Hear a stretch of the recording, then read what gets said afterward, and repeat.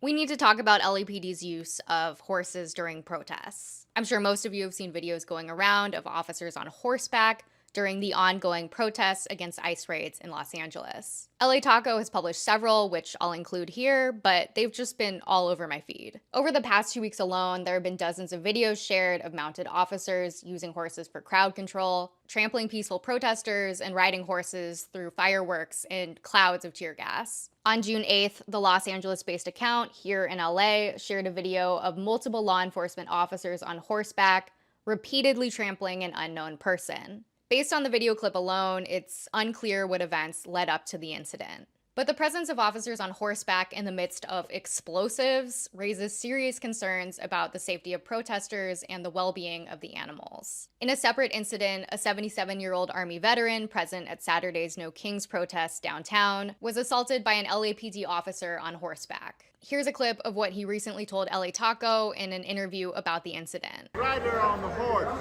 knocked me down 5 times with his horse. Did that hurt?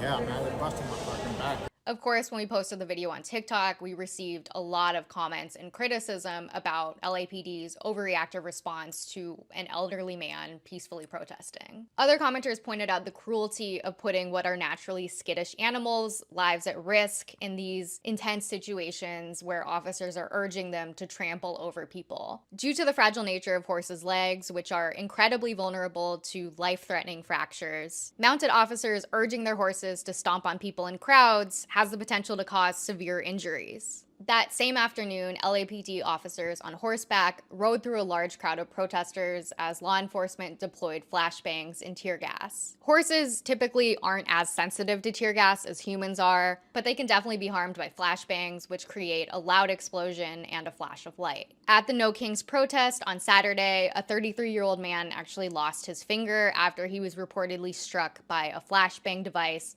thrown by a Los Angeles County sheriff. And last week, Capital and Maine reporter Jeremy Lindenfeld also shared video of an LAPD officer striking a nearby police horse with a baton. It's hard to say, but in the video, it appears that the officer intends to aim at a nearby protester and instead accidentally strikes another officer's horse instead. The recent ongoing protests in LA are not the first time that law enforcement's deployment of police horses for crowd control has raised serious safety concerns. For the rest of the story, you can check out the full article on lataco.com.